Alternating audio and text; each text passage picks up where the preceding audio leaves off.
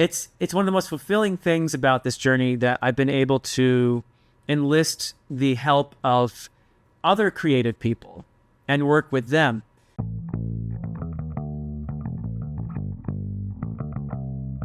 Hello, folks, and welcome to Author Adjacent, a show about the journey from hobbyist writer to professional author. I'm your host, Michael Vadney, and today I am sitting with Dr. Philip Chase, author of the Edan Trilogy. Welcome to the show, Philip. Thank you, Michael. I appreciate you inviting me over, and I'm really looking forward to our discussion. Yes, we are going to have you on for this week and next week. This one, we're just kind of going to shoot the shit, learn about you, your journey, where you've been, and where you're going. And then next week, come back, folks. We're going to be talking about AI and its impact on the creative endeavor that we're all here trying to do. So hopefully that'll be a really interesting conversation as well. But today, what I wanted to start with is what sparked your passion for writing? Was it a key moment or just something that slowly developed over time? There was a key moment when I was about 12 and finished reading The Lord of the Rings. This is probably a fairly typical story for someone in my generation anyway.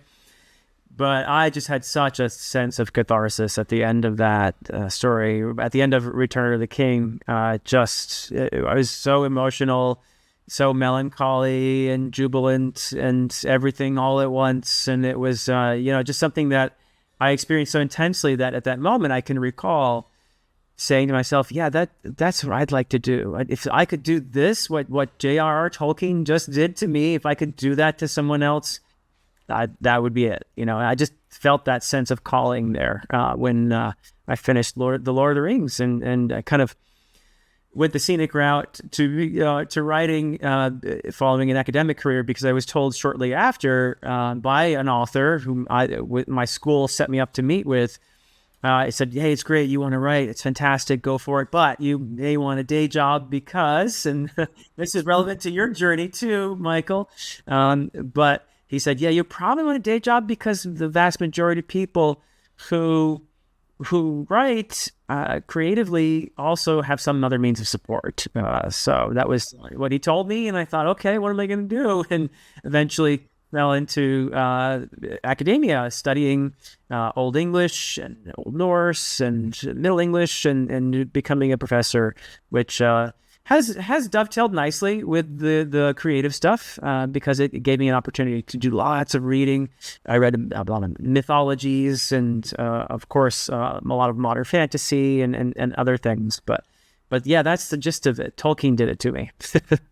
You can see that too when you're reading the Edan Trilogy. I read the first one, The Way of Edan, and it bleeds Tolkien, like very modern Tolkien, which I really appreciated, because there are a lot of stories out there that you can see that influence that The Lord of the Rings, the Hobbit had on these stories. Sure. But this was the first time I had ever read one where it felt like we took Lord of the Rings and put it into the modern era with an original story. And I really liked that. You did a great job. I'm obviously really happy to hear you say that. I often wonder, would Tolkien have even liked what I'm doing in the Edan Trilogy? I don't know necessarily the answer to that, because there are a lot of things that I do that are very similar in terms of I'm not as descriptive perhaps as Tolkien is, but I do love a good landscape. I love trees. I love that kind of thing.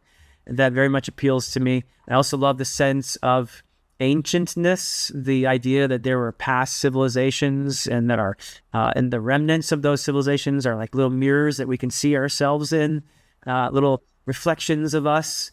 That's the theme that he very much took from Old English as well, and that's something I've engaged with too. So that's I think a common fantasy theme, but Tolkien, I think, played a part in making that as prominent as it is in fantasy, perhaps. So there are definitely similarities. There are big differences between what I do and what Tolkien did too, obviously, and from it's interesting because there's a kind of spiritual reverence that pervades The Lord of the Rings, and that is something that I think adds to the beauty of that experience.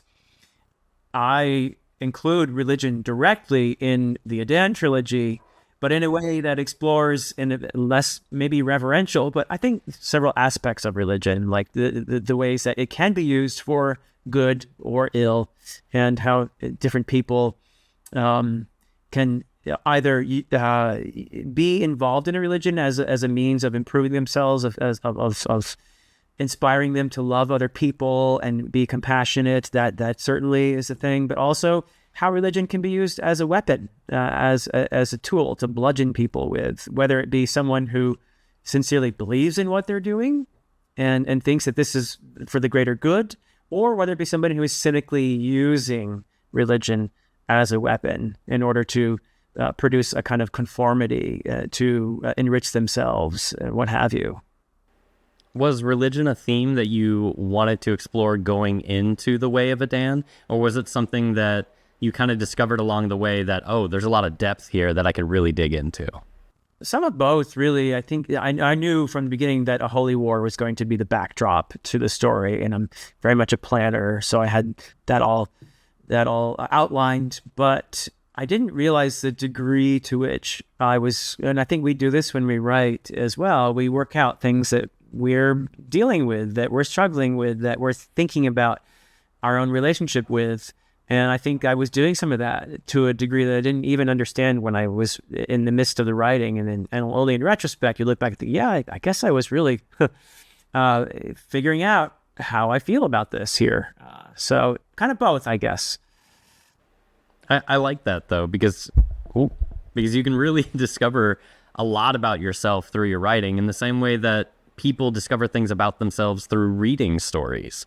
I think for a lot of people, like Brandon Sanderson's The Way of Kings and the whole Stormlight Archives, the whole meaning between those stories was a big awakening for a lot of people for thinking about who they wanted to be and what that meant to be a good person. And the Way of Edan can do that with religion, for what does it mean to believe in a god or to be part of a religious organization. It's all for exploring different aspects of humanity. That's beautifully said. And that, to me, is one of the magical and beautiful things about stories, that they are ways for us to figure out who we are and how we are going to interact with others and how we're connected with everyone. So, yeah, I love what you said there. Thank you. One of my favorite things about stories is that it allows us to live lives that we will never get to touch and just experience things that we will never experience. And just through that, we learn so much about ourselves and where we are in society. It's just, I can never get enough of them, and I never will.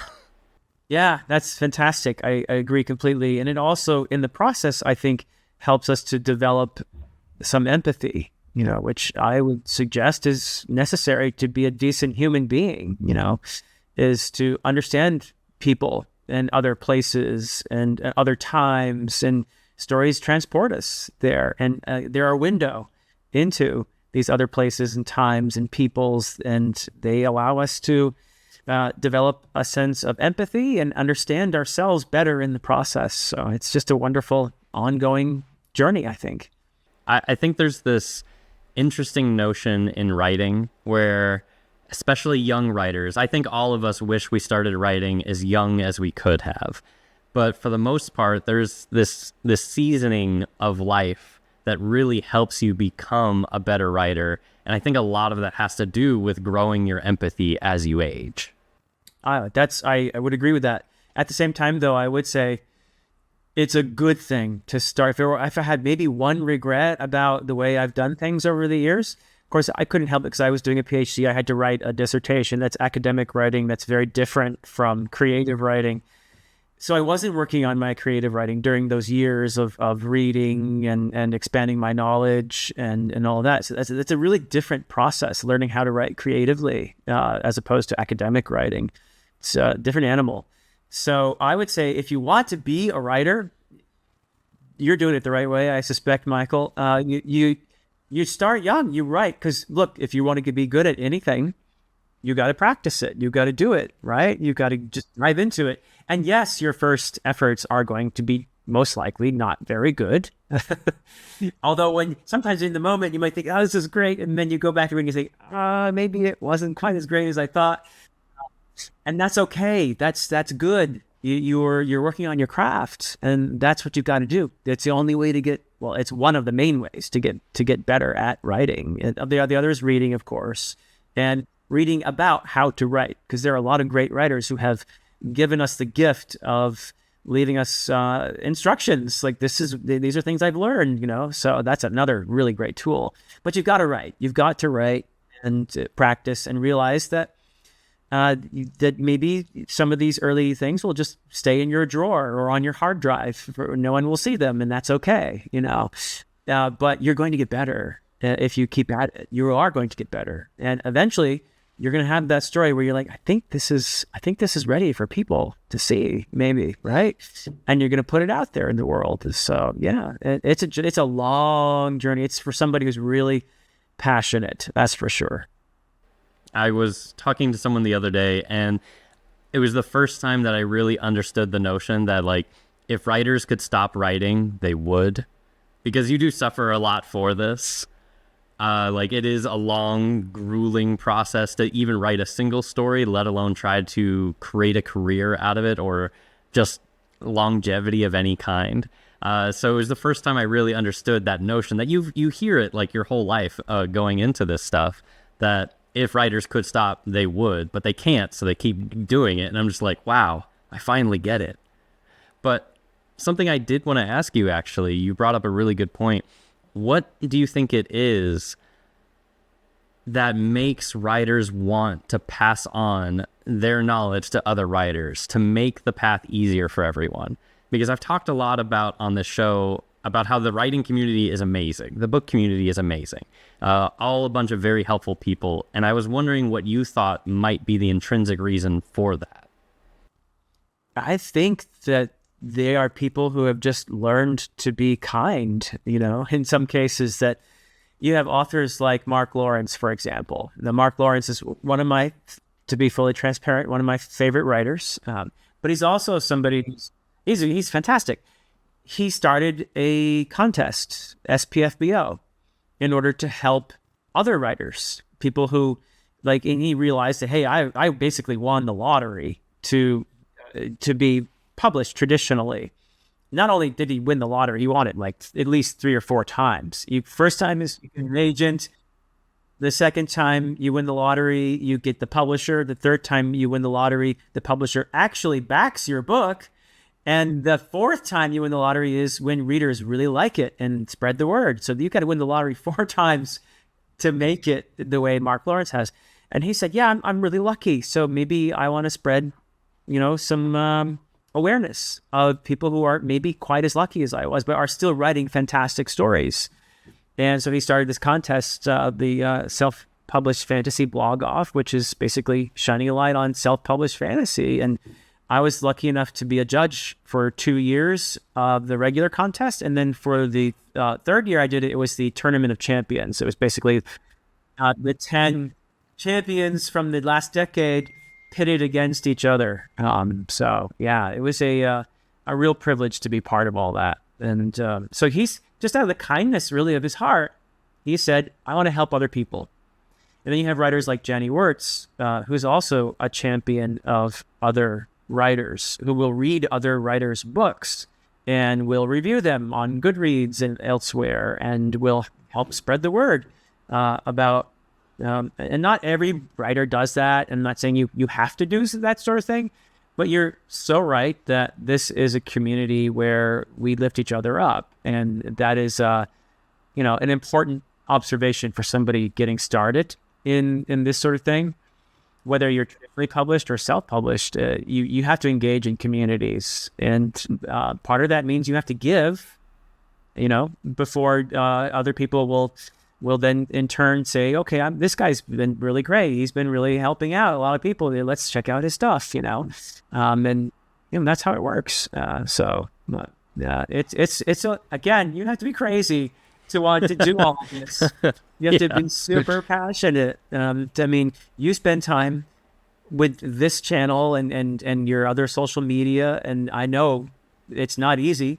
You spend a lot of time on this stuff. You're not directly writing, and oftentimes you probably would rather be working on your story or something like that. But you have to wear all these hats in order to get your if you want someone to read your books other than your nearest family and friends, this is what you got to do. But we help each other by being part of these communities, and I think that's a wonderful thing. Absolutely. And you've been an anchor of like the indie community for a while now, because like you have your own YouTube show that you've been running for a bit. You've been the judge for Spiffbo. Like I've seen you all over the place before I was finally like, I really do need to pick up this book that I've been meaning to read for such a long time. And I'm really glad that I did. But that's how we find our readers, especially in like the indie space, is you spread yourself wide. And luckily the community is there to help you do that by helping you interact. I do really like the point you made earlier about Janie Wurst, about just the simple act of just reading other people's books and leaving reviews. Like it's such a small thing, but it's incredibly helpful to people. Yep. And just everyone is so willing to do that little bit that they can. Yep. And it's the bonus is you get to read lots of great stories in the process too. You go on all those journeys, and you will learn from that, and you will improve your own craft as well. So it's not entirely selfish, but it's also not entirely altruistic either. And that's the nature of networking and being in a community. Yeah, we're all here for a reason, and we all understand that reason. But there's also just that camaraderie that comes with that, and the shared experience of suffering for our art. That's so true. That's so true. And the vast majority of people that I've been privileged to interact with in these communities are just lovely people, and they get it, and they are willing to help, such people, it's a pleasure just to in turn check out their stuff and read it and talk about it and be in conversation, Absolutely. So at what point in your writing career, this journey that you were taking, you took a long break to pursue your PhD, which makes sense. We got bills to pay, people. But at what point did you feel like, all right, this is the moment. I am an author now? I guess when people started to read the books, really. So I had a not untypical story, I think. I've known a few people with similar stories, but I won the lottery once. I did get an agent. Oh, nice. And I worked with that agent, a brilliant guy. Also happens to be the agent for Christopher Paolini. Nice. Aragon and all that. I don't know Christopher Paolini at all. I'd love to meet him. I saw that he does lightsaber the sword fighting at cons really nicely too. Yeah. Oh yeah. But anyway, he was the agent guy by the name of Simon Lipscar. A fantastic guy, and he really did help me to improve the books. Actually, so initially, when I submitted my query, he said, "Well, I think you got something here. I think I want to take you on, but you need to do this, and this." Okay. And he just gave me some general ideas that he wanted to see me do. And I took my time and did those things and came back to him. He said, yeah, okay, good. And so it was a back and forth there for a bit. And he did attempt to pitch at a certain point my books. And no takers, no publishers were interested. This was back in the last time he did the pitch, because he did more than once, was I think 2022, and that's in the middle of the pandemic. And it was the time when I realized. So just to give you an idea what this was like, he sent out the pitch, and we waited and waited and waited, and about a year after he sent out the pitch, a publisher came back and said, "Oh, we got your pitch. We'll get back to you." And I was like, "Oh, okay, this is broken. This is really broken." Because even if I win that lottery a second time and a publisher says, "Okay, we'll take this on," then it's going to be who knows how long before book one is out. And then at least another year before book two. And so that timeline was starting to look pretty, I'm not getting younger here. And also, it was clear that at that time, I think it might be changing a little bit now, but at that time, epic fantasy was not something that publishers were looking for. So that was against me as well. And we did get eventually some feedback, basically saying, hey, this is really great, but we don't really want epic fantasy right now. So, So then I realized, okay, I think I'm going to self-publish. And I had a conversation with my agent, and basically he encouraged me to do it. He said, yeah, this is what you need to do right now. You need to go out and self-publish, and you'll probably do pretty well. So I did. And also, by the way, I don't want to skip this because it's important. I also worked with a developmental editor, AP Canavan, who has a YouTube channel too called The Critical Dragon. He's the advanced reader or unadvanced reader for Steven Erikson and Ian Esselmont, the two writers of the Malazan books. So he's got some cred, and brilliant guy.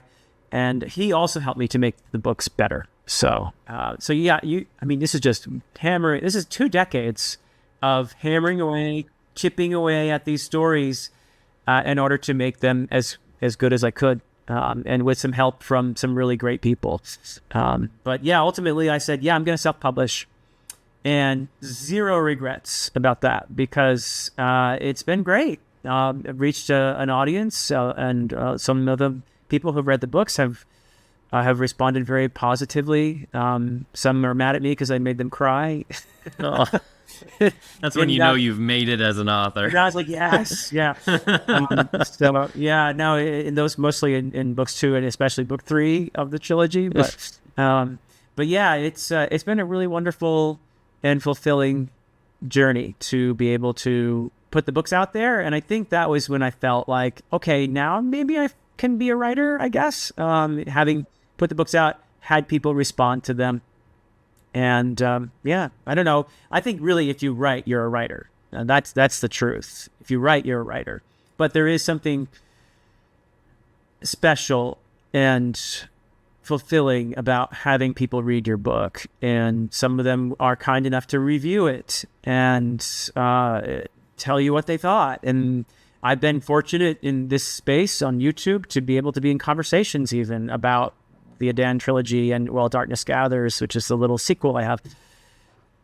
That's just the best, I feel very privileged to be talking with people like you, and thank you, by the way, for reading The Way of Edan. I'm it's just really quite something. And I hope that you'll get to have that feeling too when your books are out, and you begin to be in conversation with people. So we're getting there. Yeah. I'm like, as of the time of this recording, which I think will be different by the time this comes out. When this comes out, I'll be done.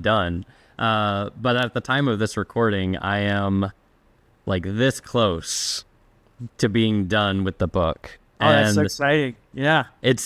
It's a grueling process at this point, because it's just like you're putting a lot of effort to really polish and sharpen those last bits to make sure everything is working the way you intended, and you didn't miss it in an editing pass or didn't mess it up in an editing pass. Yeah. But I'm almost there. That's so I do cool. appreciate the well wishes, though. Have you announced the title yet, or is that still? Yes. No, the title is out there. I don't have a cover out yet, but the title is called Crownfall. Okay. Very nice. It's going to be a new adult noble dark fantasy. Noble and dark. I'm very excited for it. Very cool. And super nervous. We'll see how it goes. I know. It's crazy, because as a writer, part of you is very excited for people to read your story, and part of you is dreading the moment. I'm absolutely terrified. I'm happy, but also scared. Yeah, it's a weird thing. Being a writer is the weirdest thing, because you have to have enough belief and pride to think this story is worth publishing and putting out there, and people should read it. But you also have to have humility enough to say, when you... I don't know if you've worked with an editor or not, but when you do, it can be very humbling sometimes. It is.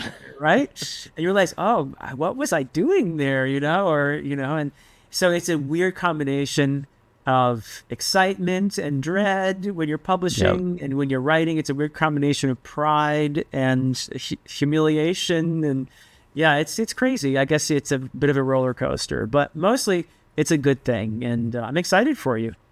Thank you. I'm pretty excited myself. Like, I know I'm part of the community, and I've been enjoying being part of the community for like 2 years.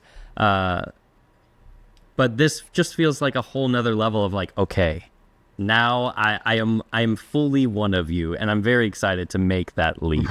Like, I know it's arbitrary. I know it's all in my head.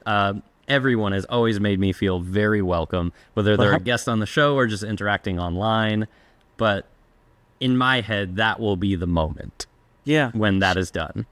And that's valid for you. I mean, you're not telling other people that you have to do this or that to be part of the group. It's all different for everybody. This is how you feel, and that's totally valid and understandable. So yeah, it's incredible. I appreciate it. Yeah. So getting back to you though, the man of the hour. Yeah. So you said you worked on the Edan Trilogy for 2 decades. Before publishing, I started in 2004 and published in 2023. So just about 2 decades there. Yeah. Okay. So what was the initial concept that drove you to develop it in 2004 then? Yeah, well, that's, I originally just sat down and made a map. That was the first thing I did, because I want this world to feel lived in and immersive. And I not only drew a map, which appears in the trilogy now, but I had it made really nice by a wonderful guy named Jack Shepard, who is a map maker. He's done quite a few fantasy maps since then. That, by the way, that's I'm going to digress because that's how I am. But no, go for it. That's We're another here for really tangents. These tangents are great. But it's one of the most fulfilling things about this journey that I've been able to enlist the help of other creative people and work with them. And Jack's a great example. So I saw Jack had done. And are you a fan of First Law by Joe Abercrombie? I still need to read it. It is on my list. All right. Well, you'll get to it someday, but I will. I love it. But one of my complaints was always there's no map in the original trilogy. There's no map. And Jack put together a map, and just as a fan, and he's a guy he loves. He was a graphic designer who just happened to love maps, and he put together this First Law map. And Joe Abercrombie saw it on social media. And Joe Abercrombie said to the whoever it was that was publishing his special edition at the time, Curious King, I think, published a special edition. And Joe Abercrombie said, "Hey, can we put this map in there?" This guy did, despite being all in early on, being like, "I'm not going to have a map because I'm subversive or whatever," right? Eventually, he was like, "Yeah, this guy made a map, and that's really cool." So he got Jack's map into this special edition and that was cool. And I saw all that play out online, and I thought to myself, that's the guy I'm going to ask to do my map. And he's still, keep in mind, he had a full-time job still and everything else. And so I contacted Jack, and he said, yeah, I'll do it. And he did it for, of course, a commission and all that. And not so long after that, he ended up actually losing his job and then saying, you know what? I'm gonna live my dream. I'm gonna go make maps for fantasy writers. Because after me, other people, I talked about Jack being my map maker, and other people noticed because he's great. And he started having people contact him, and so he's now making a go of it as a map maker for fantasy writers. I think it's so wonderful, right? Yeah. How many people in the modern era can say, I am a map maker? I'm a cartographer. Yeah. That's the word. Yeah. Wrong word. That's just a cool thing to be able to say in the modern era. For fantasy, right? Oh, so, yeah. So anyway, I don't know what the heck I was talking about, but it's okay.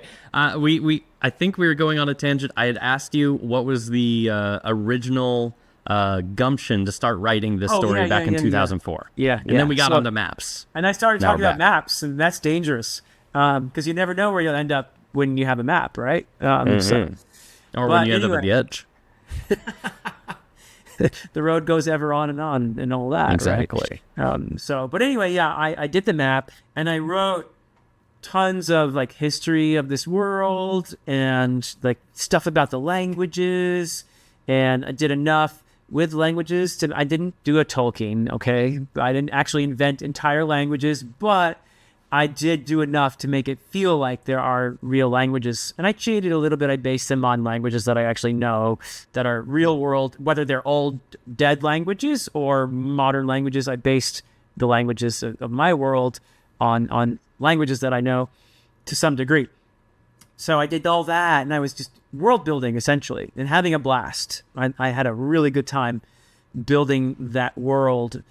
And then, of course, I had to write a story in it, but I felt at that point, yeah, now I have a world for this story to take place in.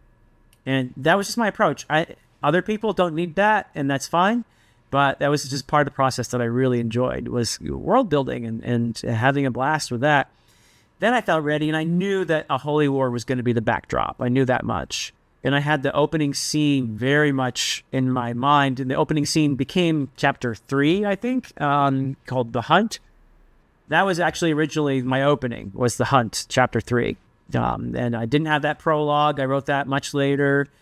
Chapter 2 was one of the last things I wrote, actually, and that's where you introduced Sequara. Yeah, that was one of the last things I wrote, because I felt like I needed to get her in the story a little earlier, because she turned out to be very important later in the story, and much more so even in the trilogy as a whole. So, but yeah, I had a blast, really, and tweaked and worked on it, and here we are today. So yeah. World building is really fun. Are you a world builder too? I try really hard not to be, because I know at a certain point, I just need to write the story. Yes. I like building worlds. I like thinking up ideas of how this all works, and the magic system and the politics and the history. And unfortunately, I have no brain for language, and I wish I did. But there is a point where you hit the world building and you're like, okay, I have to write a story in this. Otherwise I can do this forever. Like, how do you avoid that trap? I mean, there are two traps for me. One is world building and the other is editing, because I actually love editing. I enjoy tweaking and just chipping away here and there. And at a certain point you do have to walk away and say, okay, you're ready for the world now. So I got to let you go. But it's hard there. I don't know if there's a right moment, because even now, I promise you, if I were to read the first book, I would probably say, yeah, I should have done this or that, or I could have done, this scene a little bit different, or what. I could obsess over that forever. Right. So I'm probably the worst person to ask about how do you walk away. When is the right time? But there is a right time, and you'll know it. I hope. But yeah, it's a. I guess there's a point where there's this buildup, and you're ready for other people to see your story, and that buildup just gets to a point where, okay, time to let go. And yeah, you're getting close to that time now. So yeah, I'm almost there. It's like taking your children to kindergarten. You just gotta let them go. Yes, and it's this bittersweet moment. Yeah. So over those 2 decades, how has your writing process really changed? Like, have you been a plotter the whole time? Mostly, though, I will say, in the process of writing, one of the wonderful things, I'm sure you've experienced this too. So when you're really in the flow and things are really rolling and feeling good, and it's so like hours go by and it feels like minutes. It's just it's wonderful. When you're really in the flow, the story speaks to you. It tells you stuff, and you have to follow that voice. So that happens too. And I ended up going places that I didn't necessarily anticipate. Like, I had a character that I introduced in the 3rd book who became very important. And some people could see that as a risk, right? Oh, why are you introducing a really major important character? Because the story told me to. And universally, that is probably the most beloved character, not only in the third book, but probably in the entire trilogy even, So you got to listen when the story speaks to you. So it's a thing that happens when the creative energy is going, the neurons are firing, such that even when you're sleeping, you're dreaming about your book and it's talking to you, and you may wake up and think, oh, that's a fantastic idea. I got to write this down. And sometimes in the morning when you look at what you wrote, you're like, what? That has happened on a few occasions. I cannot deny it. Yeah. This seemed like such a good idea last night. I was so inspired last night, and now it looks like, no. Yeah. But anyway, sometimes it's brilliant. That's just the nature of it. So I am a planner, but I try to listen and be a bit of a pantser in that respect. And when I wrote While Darkness Gathers, which is the little sequel, I was trying to, grow as a writer, which in this case meant I was using fewer words. I was trying to accomplish more with fewer words, very deliberately. So the chapters are much shorter in While Darkness Gathers. It's a much more streamlined story. So that was, for me, a way to grow and to experiment. And I think as a writer, you have to do that. You don't want to just keep doing the same thing over and over again. So. Oh, yeah. I was talking to someone online the other day about James Islington, author of The Hierarchy and the Licanius Trilogy. And we were comparing the two stories because I'm a huge Licanius Trilogy fan. It's one of my favorites. I think it's a superbly plotted book. The character work is not the best, but in the Hierarchy series, his character work is leagues better. It just shows that he's constantly working to improve his craft. And I feel like that's the case for most authors. So you did the Way of Edan Trilogy, the Edan Trilogy. The Way of book one, but the Edan Trilogy, it's fine. The Edan Trilogy. Yeah. So you learned so much, and then you were able to write the fourth book. Mm-hmm. And learn a lot more from that process. Yeah, and keep learning. That makes sense. That's part of the fun. Yeah. Oh, yeah. Something I have started asking people in these interviews, just as a little fun thing, if you could recommend one book to anyone, what would that one book be? Oh, my goodness. So is it fiction or nonfiction or anything? It can be any book in the world. The last time I asked someone this question, they said it was The Player's Handbook for D&D because players don't read it. I like that answer. That's a cool. It was a really good answer. Greta Kelly gave me that one. I like that. Gosh. I mean, just one. I only get one, eh? You can narrow it down to a few if you must. Okay. All right. I'll give you that leeway. Okay. I mean, everyone should read the entirety of all the Malazan books, of course, which is like almost 30 books. I'm so intimidated to get into that series. I've heard so many great things, but I've heard that it just throws you into the deep end, and you're just like, you got to figure it out. But once you do, you're gonna love it. It's brilliant stuff. The Realm of the Elderlings, I love. Wars of Light and Shadow by Jenny Wirtz. There are just so many great fantasy series, but let me actually stick to the spirit of your question. I'm going to suggest a nonfiction book that I read that inspired me very much. It's called The Heart of the Buddha's Teaching by Thich Nhat Hanh. And this is, as the title suggests, it's simply a book that teaches people about Buddhism. And as a philosophy, as it's more of a philosophical book.